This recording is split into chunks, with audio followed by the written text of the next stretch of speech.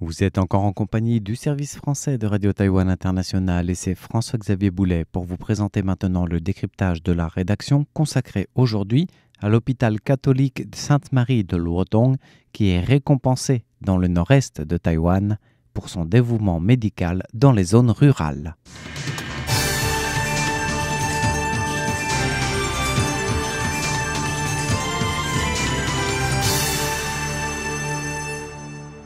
Le 35e prix du dévouement médical vient d'être décerné ce week-end et, parmi les lauréats, figure l'hôpital catholique Sainte-Marie de Luodong dans le comté de Yilan qui reçoit le prix collectif du dévouement médical.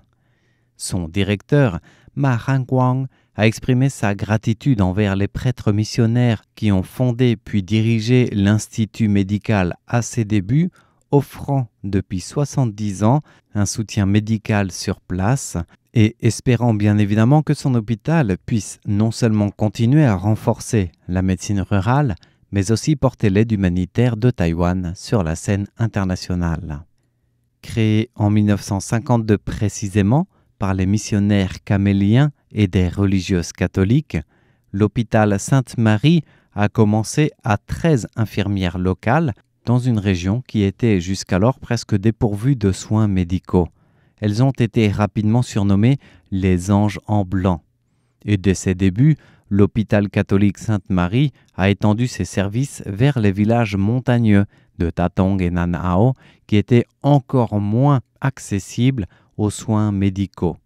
En 2000, un département de médecine communautaire a été fondé au sein de l'hôpital Sainte-Marie, couvrant un territoire de plus de 70 km, depuis le petit village côtier de Dashi jusqu'au sud du comté de Yilan à Aohua, sans doute peu connu de nos auditeurs puisqu'il s'agit d'une région reculée, montagneuse de Nanao.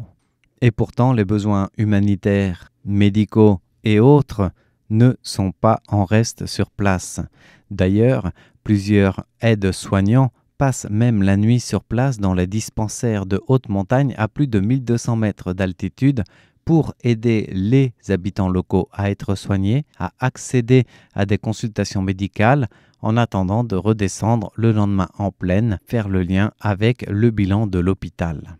Dans ce contexte de travail en zone rurale et montagneuse pas forcément aisé, le directeur Ma Hangguang a souligné que les missions rurales étaient certes loin d'être simples, mais on ne peut plus prioritaires pour la philosophie de l'hôpital qu'il tente de diriger dans le même esprit et la même fibre missionnaire que ces prêtres et religieuses de l'Italie venus il y a 70 ans. Nous pensions qu'il suffisait d'y aller, médecins et infirmiers, mais les défis restent nombreux. Lors d'un typhon, la montagne s'effondre, l'électricité peut être coupée et les trains suspendus. Nous avons dû demander à la compagnie des chemins de fer de transporter les patients vers Luodong. Depuis, lorsqu'un typhon est annoncé, nous partons parfois un jour plus tôt pour assurer la permanence médicale. De son côté, le vice-directeur chargé de la médecine communautaire de l'hôpital, Lai Ju-Kwang, souhaite fonder un département de médecine rurale afin que davantage de soignants partageant cette même vocation puissent s'engager durablement, sur place ou ailleurs du reste. Et s'il choisit le vocable de vocation, ce n'est pas anodin, car selon lui, c'est plus qu'un métier. C'est véritablement un don de soi, citant l'exemple d'une simple analyse de sang qui peut devenir un véritable défi technique quand on est en zone rurale isolée, voire montagneuse. Après une tournée à Datong, nous devons garder les échantillons au froid toute la nuit avant de les rapporter au laboratoire, car nous devons patrouiller jusqu'au prochain lieu de mission. Parfois, nous devons centrifuger et congeler un échantillon avant de pouvoir nous rendre au laboratoire de l'hôpital le lendemain. Ce genre de contraintes techniques rend le contrôle de certaines maladies comme le diabète bien plus difficile en montagne ou en zone reculée qu'en plaine.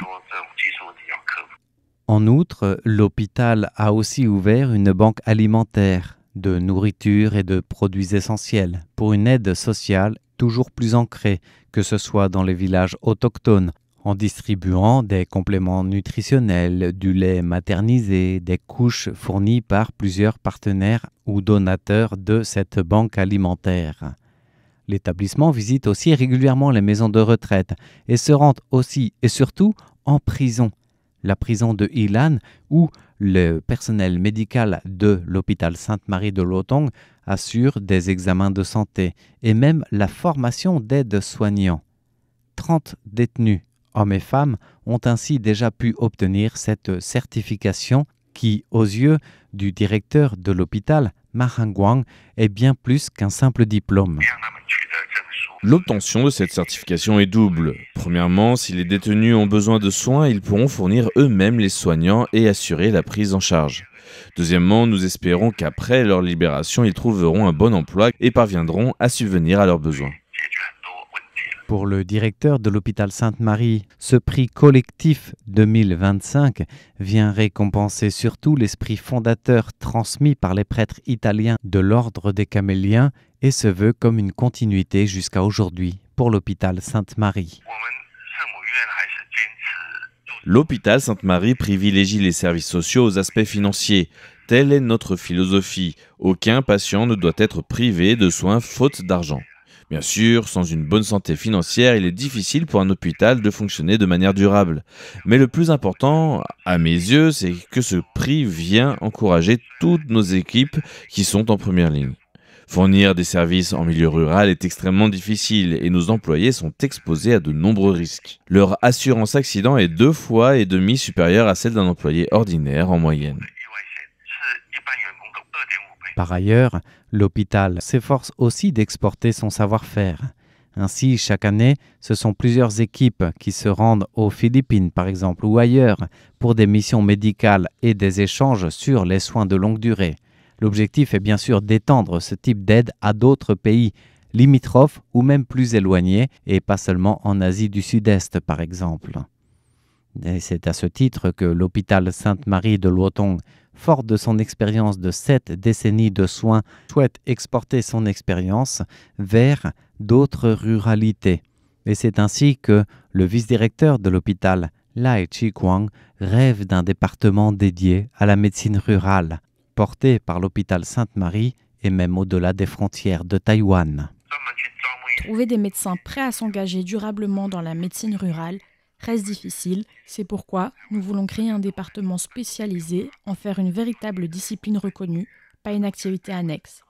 C'est une initiative que l'hôpital Sainte-Marie peut encourager, fort de ses 70 ans d'existence, et les prêtres fondateurs partagent cette orientation.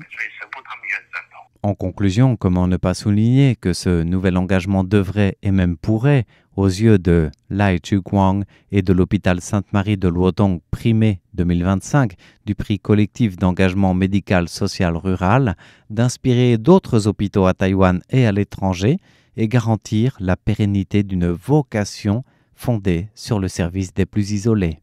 Merci de votre écoute. C'était le décryptage de la rédaction présenté par François-Xavier Boulet pour Radio Taïwan International.